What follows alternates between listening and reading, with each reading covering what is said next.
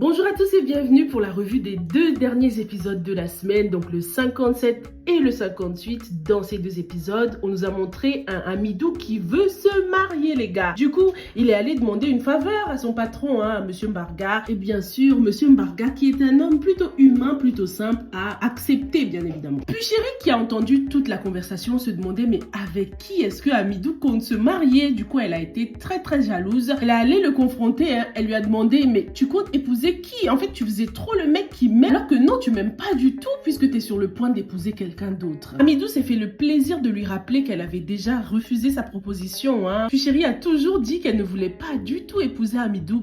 Bizarrement, elle a changé de registre, les gars. Elle lui a dit, t'as goûté à mon piment, donc c'est mort. Tu dois m'épouser by fire, by force. C'était trop marrant. On nous a aussi montré Mélanie. Mélanie qui est bien décidée à ne pas se laisser faire. Elle a parlé avec Austin. Elle lui a dit qu'il était vraiment ingrat, qu'en gros ça se fait pas ce qu'il lui fait. Mélanie n'a pas dit son dernier mot. Elle a l'intention de s'en prendre encore une fois à la grossesse de Kim. Elle va aller demander de l'aide à son marabout encore une fois parce que Kim doit absolument faire une autre fausse couche. Ce que Mélanie ignore, c'est que quelqu'un l'a entendu et quelqu'un l'a filmé en train de dire ça en mode je vais aller consulter mon marabout et tout ça. Donc la chute de Mélanie, c'est pour bientôt. Piwele et Karine, déjà merci beaucoup Pérez de m'avoir corrigé parce que hier, lorsque Karine avait parlé d'une belle-mère, j'ai tout de suite pensé à son enfance en fait et à la façon dont elle a été élevée. Je me suis tout de suite dit c'est peut-être parce qu'elle a eu une belle-mère qu'elle se comporte comme ça, alors que pas du tout. Elle parlait de la mère de Piwele en fait, sa belle-mère dans le mariage. Donc voilà, merci beaucoup Pérez pour la correction. Piwele et Karine ont eu une discussion très tendue. Piwele il a carrément vidé son sac. Il a dit que Karine était vraiment sa poisse. C'est son karma pour avoir fait souffrir la femme qu'il aime. Bien sûr, Karine ne supporte pas du tout d'entendre Piwele parler comme ça. Elle n'arrête pas de lui proposer des solutions pour essayer de régler les choses parce qu'elle veut absolument rester dans ce mariage malgré le fait qu'elle n'arrive pas à tomber enceinte. Ce qui est intéressant, c'est que les deux ont vraiment une conception totalement différente du mariage, quoi. Selon Karine, le mariage, c'est d'abord l'amour entre deux personnes et les enfants ne sont que le fruit de cet amour. Donc sans enfants, les deux personnes qui s'aiment peuvent très bien vivre leur amour, quoi. Dites-moi ce que vous en pensez dans les commentaires. Piwele ne voit pas du tout les choses comme ça. Pour lui, les enfants sont vraiment le socle du mariage, quoi. C'est vraiment presque eux qui font tenir un mariage. Et puis même si un couple n'a pas d'enfants, les deux personnes doivent se soutenir, s'entraider, se construire ensemble pour atteindre un niveau de vie élevé, quoi. Sauf que Piwele, il dit qu'il est déjà très riche, quoi. Il a déjà beaucoup d'argent, donc en gros, Karine ne lui sert à rien, strictement à rien. Karine, qui est déterminée comme Jaja, propose une nouvelle solution, les gars, la mère porteuse. Elle se dit qu'avec la technologie d'aujourd'hui, tout est possible, quoi. Une autre femme peut très bien porter leur enfant. Et pour faire ça, Karine a bien évidemment pensé à sa copine Doriane, sa meilleure amie. Doriane, elle a dit, hell to the no. Moi, faire ça? J'ai même pas encore eu un enfant à moi et tu me demandes de porter ton enfant, c'est trop. En plus, moi, j'ai cru que Karine, elle allait proposer au moins un peu d'argent à Doriane, quoi. Mais rien du tout, donc elle veut qu'elle fasse ça gratuitement. Doriane, elle a dit non, moi je peux pas faire ça, quitte à ce que notre amitié s'arrête là, je préfère, quoi. Et Kindy et Paul, on les retrouve à la police et c'est l'heure de la vérité. Kim et Austin viennent les trouver là et Paul et Kindy, qui n'avaient pas d'autre choix, étaient obligés de confesser. Ils ont tout raconté. Paul, il a dit comment il a voulu tuer Austin et Kindy a dit que c'est elle qui a provoqué la fausse couche de Mélanie. Et on en parle du policier qui dormait derrière là. Franchement, cette série, elle me tue avec ses policiers. Donc, vous êtes nombreux à m'avoir dit dans les commentaires que, ouais, la série représente la société actuelle. Oui, je pense que c'est une façon humoristique de représenter la police dans nos pays, quoi. Ça, c'est sûr. Les Kindy ont quand même failli s'échapper, parce qu'ils ont réussi à s'arranger avec le policier corrompu, quoi. Il leur a dit, si vous me donnez 3 millions, je tue votre dossier, on n'en parle plus, vous serez libre. Mais malheureusement, ce dossier a été confié à quelqu'un d'autre. Et du coup, le policier, il a dû rendre l'argent, Mais franchement, ils étaient à 2 doigts d'être libres. Comment tu peux décider de libérer des meurtriers comme ça? L'heure a sonné pour Anna. Bill ne veut plus d'elle à la maison, parce que Sophie était censée rentrer avec son enfant dès sa sortie de l'hôpital. Bill a bien rappelé à Anna qu'il ne prendrait jamais une deuxième femme, que Anna restera dans sa position de maîtresse, s'il vous plaît. Maîtresse à la vida, à la muerte. Anna, bien sûr, elle a complètement refusé. Elle a dit que c'est mort. Elle va forcer le destin. Pour elle, il y a beaucoup de place dans cette maison. Ils peuvent bien vivre tous ensemble, bien tranquillement, sans problème.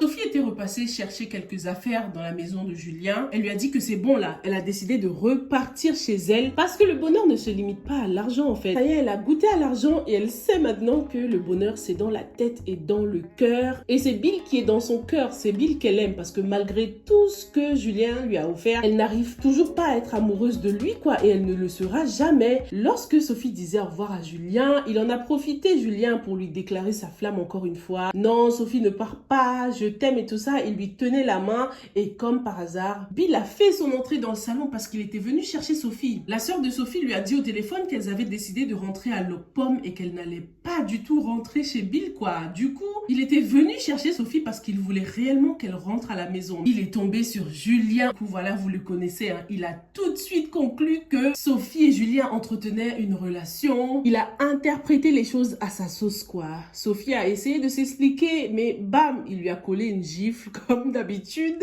Et Sophie à son tour a collé une gifle à Julien. Du coup, Bill a pris son fils et il s'est barré. Il était tellement enragé. Il a même menacé Sophie de mort. Dans cette série, ils sont toujours en train de dire « Ouais, les Mbarga ne perdent jamais. » Mais en fait, les Mbarga sont des mauvais perdants, c'est tout.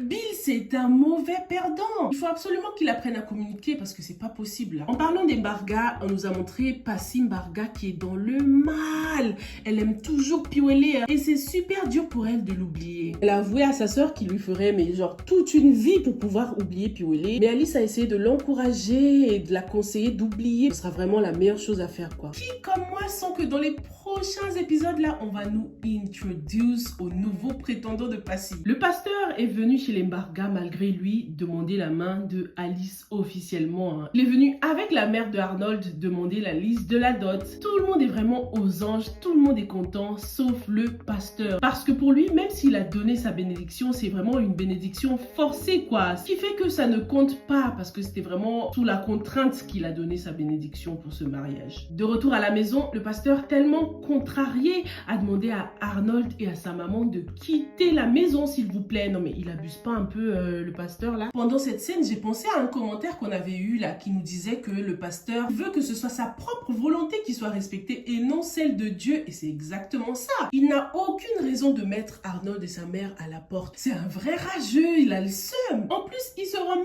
pas compte de la chance qu'il a d'être tombé sur une famille comme les Mbarga. Hein. Pour la liste de la dot, ils ont été super simples. Hein. Ils n'ont pas demandé des trucs de ouf alors qu'ils font quand même partie de la haute. Hein. Donc, ils auraient pu maintenir leurs critères. Hein. Ne pas baisser les standards. Mais Monsieur Mbarga était bon. Dites-moi ce que vous avez pensé de la réaction excessive de ce pasteur. Lisons un peu vos commentaires. On a celui de Tania qui nous dit « Le cas de Piwele nous montre clairement que l'herbe n'est pas plus verte ailleurs. Que Passy le fasse un peu souffrir et après j'espère qu'elle lui pardonnera malgré tout le mal qu'il lui a fait. Ça serait mieux pour leur fille et ça me manque de les voir ensemble. Bill me fatigue. Je pense que Kim n'a pas proposé d'héberger Sophie parce qu'elle-même a ses problèmes. Il serait mieux que la famille Mbarga l'héberge. » Merci beaucoup Tania pour ton commentaire. Qu'est-ce que vous pensez du commentaire de Tania? Ah mais c'est clair, on aime trop Piwele et Passy ensemble, ça c'est sûr. Mais je suis tout à fait d'accord avec Tania. Pour le bien et la stabilité de leur enfant, il faut que les deux se remettent ensemble, surtout qu'ils s'aiment en fait. Hein. Donc on peut dire que c'est juste une question de temps. Il faut que Piwele regrette bien comme il faut. Il faut que la famille de Piwele aussi récolte ce qu'ils ont semé.